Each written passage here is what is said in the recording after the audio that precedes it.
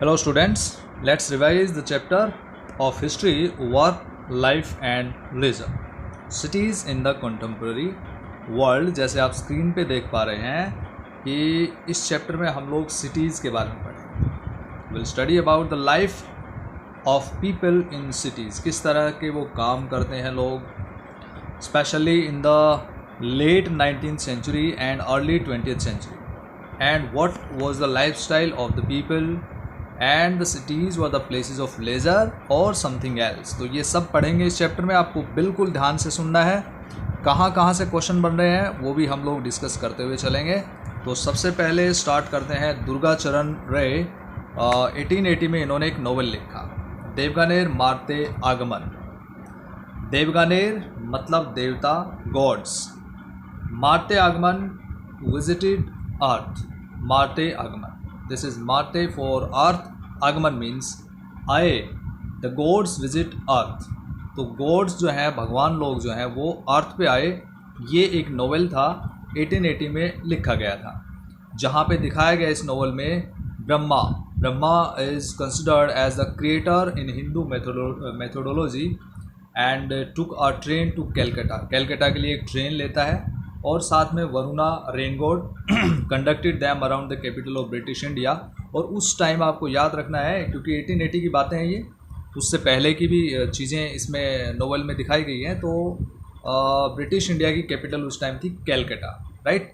तो इसी तरह से काफ़ी मॉडर्न सिटी इसको मतलब एक्सप्लेन किया गया है. The train itself, the large ships on the river Ganges, factories blessing belching smoke, bridges, monuments, dazzling array of shops, मतलब लाइनें, लंबी लंबी दुकानें, और दुकानों से जो है लेस जो लाइंस होती हैं, वाइड रेंज ऑफ कमोडिटीज़, कई तरह की चीज़ें. ये सब चीज़ें जब गॉड्स ने देखी तो वो सरप्राइज्ड हो गए. Clear.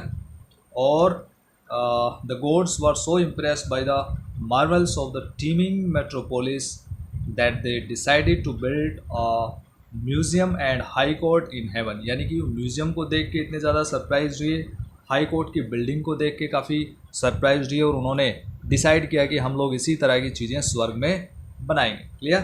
The city of Calcutta in the 19th century was brimming with opportunity. जब यहाँ पे देखिए जिस तरह से देवगानेर मारते आगमन इस बुक में या इस नोवेल में कैलकाटा को एक्सप्लेन किया गया है, कैलकाटा के बारे में यहाँ पे ग्लोरिफिकेशन किया गया है. तो साथ साथ में it was the city of opportunities as well as it was the city with the problems also. Clear. तो यहाँ पे ट्रेड एंड कॉमर्स, अच्छी चीज़ें हैं, education, jobs etcetera, everything is there, good things are there. And another aspect of city life, it's cheats and thieves. Negative चीज़ें भी यहाँ पे दिख रही हैं. आप धोखाधड़ी, चोरी होती है, ग्रीनिंग पॉवर्टी, बहुत ज़्यादा गरीबी है, और बहुत ही poor quality of housing is there for many people. झुग्गी झोपड़ी में लोग रहते हैं कैलकाटा में. उस टाइम स्लम एरिया काफ़ी ज़्यादा था. तो Brahma himself got tricked into buying a pair of cheap glasses, and when you try to buy a pair of shoes he was greatly confused by the shopkeepers and who accused one another of being swindlers. इस तरह से जो God's जो लोग थे यहाँ पे आए थे, उनके साथ भी काफ़ी धोखाधड़ी हुई. और इसी तरह की कहानी जैसे देवगानेर मारते आगमन में आपको यहाँ पे थोड़ा इसका कंक्लूजन बताया जा रहा है. इसी तरह की कहानी पे कई सारी मूवीज़ बनी है. जैसे एक मूवी का नाम मुझे याद आ रहा है, लोक परलोक, राइट. ये जितेंद्र जो है हीरो हैं, इसमें हिंदी फिल्म है. और इस मूवी में भी ऐसे ही होता है कि यमराज और चित्रगुप्त जो है वो दोनों धरती पे आते हैं, और इसी तरह की चीज़ें यहाँ पे होती हैं उनके साथ में. So in this way we can say that the cities were explained with the positive as well as negative aspects, right? So were cities always like the one described above? क्या हमेशा ही इस तरह की सिटीज़ रही हैं? तो अगर हम देखें तो पिछले 200 साल में अर्बनाइजेशन हमें देखने को मिल रहा है. Urbanisation means the process of cities, establishment of cities means is very fast. तो ये जो प्रोसेस होता है सिटीज़ के बढ़ने का, इसी को हम अर्बनाइजेशन कहते हैं. तो इस चैप्टर में थोड़ा आगे चलते हैं. The first is characteristics of the city. देखिए शहर जो होता है वो क्या होता है, what is the main feature of the city. तो सिटी क्या होता है, सिटी में स्पेशली कुछ शॉप्स होती हैं, मार्केट्स होती हैं, लोग काफ़ी जल्दबाजी में होते हैं, काम करते हैं, राइट. तो इस तरह की जो लाइफ होती है वो सिटीज़ में होती है.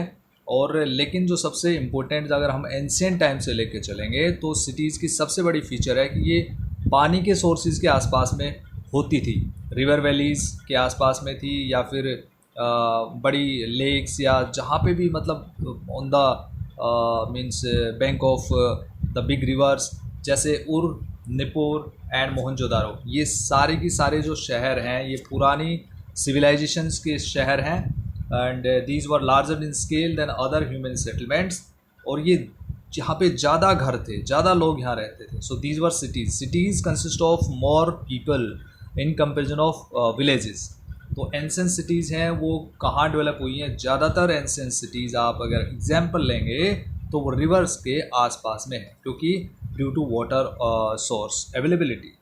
मेट्रोपोलिसिस एक वर्ड यहाँ दे रखा है, मॉडर्न डे मेट्रोपोलिसिस, मतलब बहुत बड़े शहरों को मेट्रोपोलिसिस बोला जाता है। The chapter will discuss the history of urbanisation, जैसे हमने डिस्कस किया अर्बनाइजेशन क्या होता है, इसके बारे में हम पढ़ेंगे। यहाँ पे बेसिकली दो सिटीज़ के बारे में हम डिस्कस करेंगे, लंदन एंड बॉम्बे।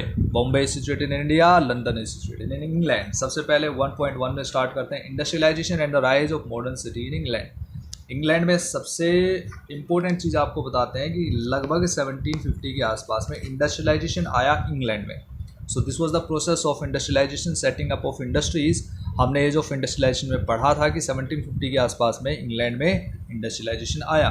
तो उस टाइम इंग्लैंड में दो शहर थे इंडस्ट्रियल सिटीज़, जिनको हम कहते हैं लीड्स और मैनचेस्टर। इसके बाद में लेट 18th सेंचुरी तक की बातें हैं, जहाँ पे कपड़ों की मिलें वहाँ पे काफ़ी ज़्यादा थी, textile mills. In 1851 more than 3/4 of the adults living in Manchester were migrants from rural areas. यहाँ पे डियर स्टूडेंट्स आपको क्या जानने को मिल रहा है कि ज़्यादातर जो लोग शहरों में थे वो कहाँ से आए थे? रूरल एरियाज से आए थे, जैसे यहाँ पे हमने लीड्स और मैनचेस्टर का एग्जाम्पल देखा। अब चलते हैं लंदन की तरफ। By 1750 it means mid 18th century तक आते आते लंदन में अगर हम बात करेंगे तो हर एक, कहाँ से, इंग्लैंड और वेल्स का हर 9 में से 1 पर्सन कहाँ रहता था? लंदन में रहता था।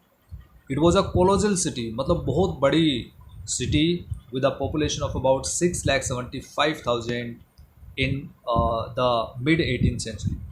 Over the 19th century, London continued to expand और बढ़ती गई। 19th century में भी लंदन जो सिटी है वो बढ़ती गई। Population multiplied fourfold in the 70 years between 1810 and 1880। अगर आप बात करेंगे तो 1810 में इसकी पॉपुलेशन तकरीबन 1 मिलियन थी, और 1880 में ये बढ़ के 4 मिलियन हो गई, यानी कि लगभग 4 गुना इसके अंदर क्या हो गया? इंक्रीजिंग हो गया। So the city of London was powerful magnet for migrant population. इसमें बताया जा रहा है कि लंदन जो शहर था वो माइग्रेंट्स, यानी कि जो रूरल एरिया से शहरों की तरफ आ रहे थे, वो लंदन काफ़ी ज़्यादा अट्रैक्टिव सेंटर उनके लिए बन गया था।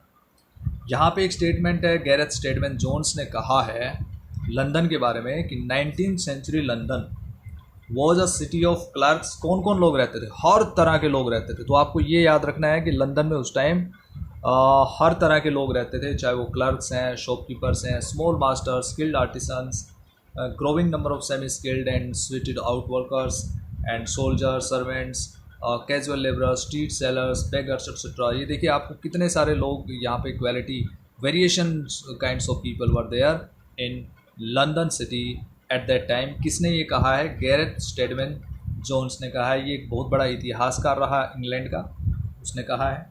During the first world war 1914 से 18 तक की अगर हम बात करें तो London began manufacturing motor cars and electrical goods. Motor cars हालांकि यूएसए में इनका मास प्रोडक्शन स्टार्ट हुआ था, लेकिन वहाँ से फिर ये लंदन में भी आ गया during first world war. And the number of large factories increase until they accounted for nearly 1/3 of all jobs in the city. अगर हम लंदन का ये एक्सपेंशन देखेंगे तो आपको पता लगेगा, ये नदी है रिवर ऑफ थेम्स, ये लंदन जो है वो इसी रिवर के किनारे पे है। 1784 में बहुत कम लोग इस रिवर के आसपास में रहते थे। 1862 में ये एक्सपेंड हो गया, देखिए आप किस तरह से बढ़ रहा है। 1914 में और ज़्यादा, मतलब सेंटर जो है वो काफ़ी ज़्यादा फुल ऑफ द पॉपुलेशन, और जो बाहर का एरिया वो स्कैटर्ड फॉर्म में है। और 1980 तक आते आते पूरा एरिया जो है वो पॉपुलस हो गया। इस तरह से this was the increasing population in London. Marginal groups की तरफ चलते हैं, this is the next topic. इसमें आपको याद रखना है मार्जिनल ग्रुप क्या होते हैं, जो सेग्रीगेटेड पीपल होते हैं, मतलब जिनको अलग समझा जाता है एक तरह से। तो अलग टाइप के कौन से लोग होते हैं, यहाँ क्रिमिनल्स का जिक्र हो रहा है यहाँ पे। So we are told that 20,000 criminals were living in London in 1870s, यानी कि 19th सेंचुरी के लास्ट तक आते आते लंदन में क्रिमिनल्स की जो प्रोपोर्शन थी वो बढ़ती जा रही थी। लेकिन इनफैक्ट ये क्रिमिनल्स कौन थे? The police were worried about law and order, philanthropist were anxious about public morality and industrialist wanted a hard working and orderly labour force. लेकिन ये सब ज़रूरत थी इनकी, लेकिन इस सब के बीच में क्रिमिनल्स जो है वो कौन थे? क्रिमिनल्स के बारे में हेनरी मेयो ने लिखा है। फिलेंथ्रोपिस्ट क्या होता है? फिलेंथ्रोपिस्ट का मतलब कोई ऐसा पर्सन जो चैरिटी वर्क करता है और काफ़ी पैसे वाला पर्सन होता है। हेनरी मेयो ने मिड 19th सेंचुरी में लिखा लंदन लेबर के बारे में कि it compiled long list of those who made a living from crime, कि क्यों क्रिमिनल्स लोग क्राइम करते थे और काम करने की बजाय उनको क्राइम से प्रॉफिट होता था, ये उन्होंने एक्सप्लेन यहाँ पे किया। और इसी तरह से आगे चलते हैं। With technological developments women gradually lost their industrial jobs and were forced to work within households. The 1861 census recorded 250,000 domestic servants in London, of whom the vast majority were women, many of them recent migrants. अब यहाँ पे हमने क्या discuss किया है कि Henry Mayo ने जो एक्सप्लेन किया, that was about the criminals people, why the people were committed to crime, and after that factories employed large numbers of women in the late 18th century and early 19th centuries। यहाँ पे हम discuss कर रहे थे कि factories के अंदर जो विमेन का प्रोपोर्शन था, उनके एम्प्लॉयमेंट का जो प्रोपोर्शन था वो काफ़ी ज़्यादा था। आफ्टर दैट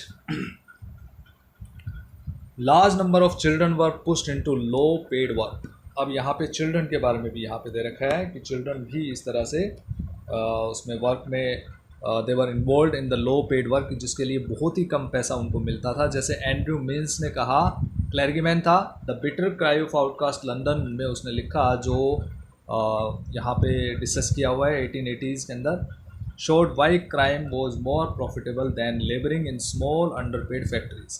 कि अगर कोई भी पर्सन है, कोई भी बच्चा है, वो 7 year old कोई भी है, तो to make 10 shillings 6 pence a week from thieving, before he can gain as much as the young thief must make 56 gross of match boxes a week। अगर इतना काम करने के बाद इतना पैसा उनको मिलता है, तो जो कि ईज़िली कोई भी क्राइम करने वाला बच्चा, चोरी करने वाला बच्चा ईज़िली उनको कमा सकता है बहुत ही कम टाइम में।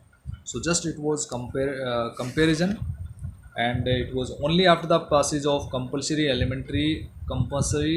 Elementary education act. आपको याद रखना है, कंपलसरी एलिमेंट्री एजुकेशन एक्ट 1870 में पास हुआ था, और उसके बाद factory acts beginning from 1902 that children were kept out of industrial work. Otherwise उससे पहले तो बच्चे बहुत ज़्यादा इंडस्ट्रियल वर्क करते थे। हाउसिंग में देखते हैं किस तरह का हाउसिंग था वहाँ पे लंदन में। हाउसेज में लोग रहते थे, कैसे रहते थे, यहाँ पे आप देख पा रहे हैं। इसमें फिगर 2 में स्ट्रेंजर्स होम है, द इलस्ट्रेटिव लंदन न्यूज़, इस तरह के होम्स होते थे। Instead individual land owners put up cheap and usually unsafe tenements for the new arrivals. जैसे हमने ऊपर फिगर में देखा था कि नए आने वाले लोगों के लिए इस तरह के टेम्प्रेरी हाउसेज बनाए जाते थे, या टेनिमेंट्स जिनको कहा जाता है, वो बनाए जाते थे। Although poverty was not unknown in the countryside, it was more concentrated and starkly visible in the city।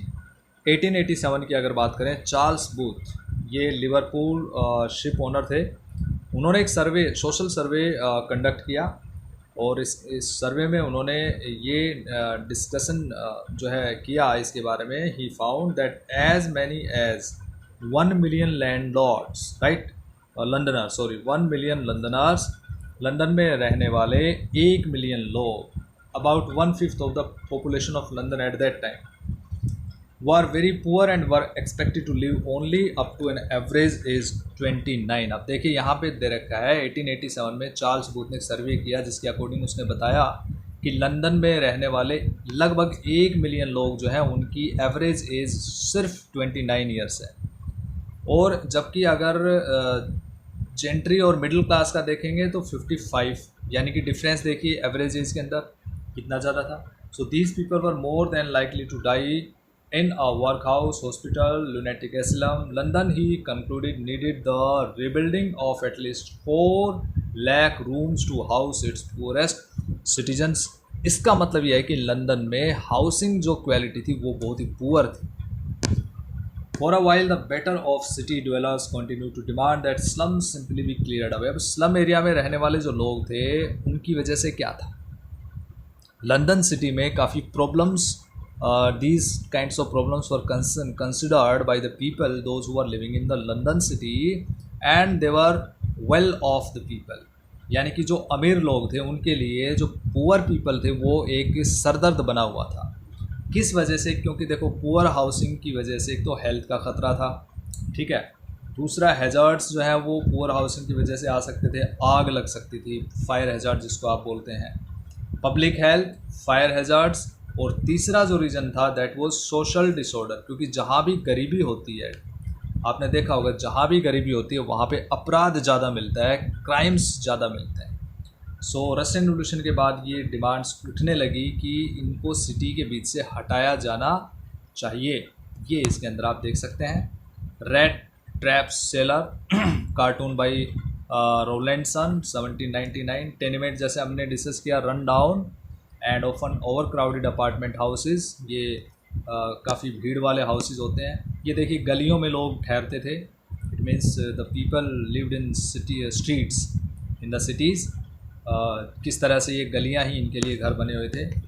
After that you can see this one, for the poor the street often was the only place for rest. गलियों में rest करते थे, amusement करते थे, आनंद लेते थे.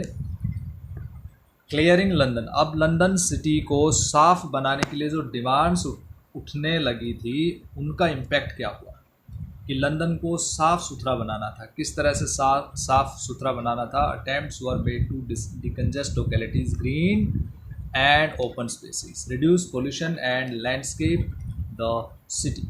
Large blocks of apartments were build akin to those in Berlin and New York. के 2 example और आते हैं, cities which had similar housing problems. तो वहाँ पे इनको इस तरह से सोल्व किया गया. Rent control was introduced in Britain during the first world war to ease the impact of a severe housing shortage. Housing shortage को दूर करने के लिए जो रेंट कंट्रोल था उसको भी इंट्रोड्यूस किया गया. The congestion the 19th century industrial city also led to yearning for cleaning country air. means country air का मतलब है कि हवा को साफ़ करने के लिए कुछ ऐसे legislations जो है वो बनाए गए. many wealthy residents of London were able to afford a holiday home in the countryside. लेकिन सब लोग ऐसा नहीं कर पाते थे, तो इसलिए demand were made for new lungs for the city and some attempts were made to bridge the difference between city and countryside through such ideas as green belt around London. आप देखते होंगे आज के टाइम पे किस तरह से societies develop की जाती हैं और जिनका आउटलुक आपको दिखाया जाता है और उसमें कहाँ पार्क होगा, कहाँ पे जो है गार्डन होगा, कहाँ पे खेलने का मैदान होगा, ये सारी चीज़ें. तो इस तरह का ग्रीन बेल्ट वहाँ पे जो है डेवलप करने की बात चली. एक ऐसे ही आर्किटेक्ट थे एबनेजर होवार्ड, उन्होंने गार्डन सिटी को डेवलप किया. Pleasant space full of plants and trees where people would both live and work, जहाँ रहें और काम भी कर सकते हैं. ही believed this would also produce better quality citizens. अच्छे सिटीजन्स बन पाएंगे ऐसे साफ़ सुथरे एरिया में. इसी तरह की एक गार्डन सिटी को डेवलप किया गया जिसका नाम है न्यू आर्सविक. और ये किसने डेवलप की थी? रेमंड अनविन और बेरी पार्कर, दोनों का नाम आपको याद रखना है. कॉन्सेप्ट तो होवार्ड का था, नो डाउट, Ebenezer Howard gave the concept, लेकिन इस पे न्यू आर्सविक सिटी को डेवलप किया गया. रेमंड अनविन और बेरी पार्कर ने इसको न्यू आर्सविक को क्या किया? डेवलप किया. There were common garden spaces, beautiful views and great attention to detail. In the end only well off workers could afford these houses. लेकिन ये हाउसेज काफ़ी महंगे होते थे अच्छे एरिया में, क्योंकि आपने देखा होगा आज भी कि अच्छी सोसाइटीज़, बड़ी सोसाइटीज़ होती हैं जहाँ पे महंगे अपार्टमेंट्स आपको मिलेंगे और छोटी सोसाइटीज़ के अंदर आपको सस्ते में मिल सकते हैं. ये सारी चीज़ें आप आज भी महसूस करते हैं. So between the 2 world Wars, अगर हम 1919 में जब वॉर ख़त्म हो गया था और 1939 में जब सेकेंड वर्ल्ड वॉर स्टार्ट हुआ था, तो इस दौरान The responsibility for housing the working classes was accepted by the British state, and million houses, most of them single family cottages, were built by local authorities. इस तरह के houses बनाए गए थे। और इसी दौरान city had extended beyond the range where people could walk to work, and the development of suburbs made new forms of mass transport absolutely necessary। cities के आसपास में जो industries लगी थी वहाँ पे काम करने वाले लोग cities से ही वहाँ पे आते जाते थे, तो ये आसानी हो गई, साथ में सिटीज़ एक्सपेंडेड हो गई। आगे चलते हैं, ट्रांसपोर्ट इन द सिटी। ये ट्रांसपोर्ट के बारे में बात करेंगे, लोग किस तरह से आते जाते थे।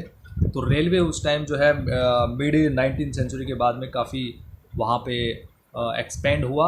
और सबसे पहला अगर अंडरग्राउंड रेलवे की बात करते हैं तो 10 जनवरी 1863 पेडिंगटन से फेरिंगटन स्ट्रीट के बीच में लंदन में ये सबसे पहली अंडरग्राउंड रेलवे चली थी। On that day, 10,000 passengers were carried with the trains running every 10 minutes.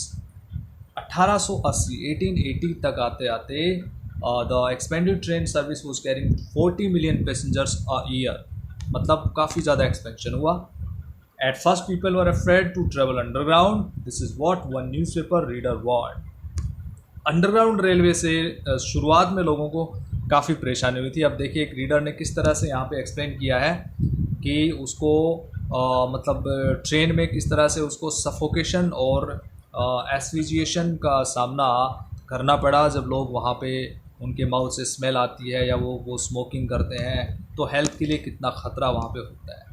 इसी तरह से many felt that the iron monsters किसको बोला गया?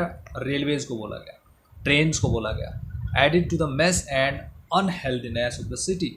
चार्ल्स डिकेंस ने लिखा, डोम्बे एंड सन 1848 में पब्लिश हुआ था, about the massive destruction in the process of construction, कि हम कंस्ट्रक्शन कर रहे हैं, something we are doing means in constructing manner, कि हम कुछ बना रहे हैं, बिल्डिंग्स बना रहे हैं, रेलवे लाइन्स जो है वो लाइंग डाउन कर रहे हैं, स्टेशंस बना रहे हैं, ट्रेन्स बना रहे हैं, लेकिन इसके लिए हम क्या कर रहे हैं? कंस्ट्रक्ट तो कर रहे हैं लेकिन उसके लिए डिस्ट्रक्ट भी कर रहे हैं। क्लियर?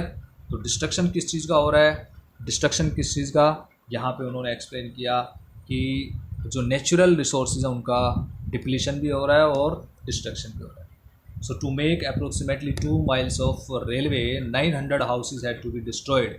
तो ये क्या हो गया? डिस्ट्रक्शन हो गया। किसके लिए? कंस्ट्रक्शन के लिए। क्या कंस्ट्रक्ट करने के लिए? रेलवे। क्या डिस्ट्रक्ट हो गया? घर डिस्ट्रक्ट हो गए। So thus the London tube railway led to a massive displacement of the London poor, specially between the 2 world wars. इस दौरान लंदन के बहुत सारे गरीब लोगों को अपना घर तक छोड़ना पड़ा।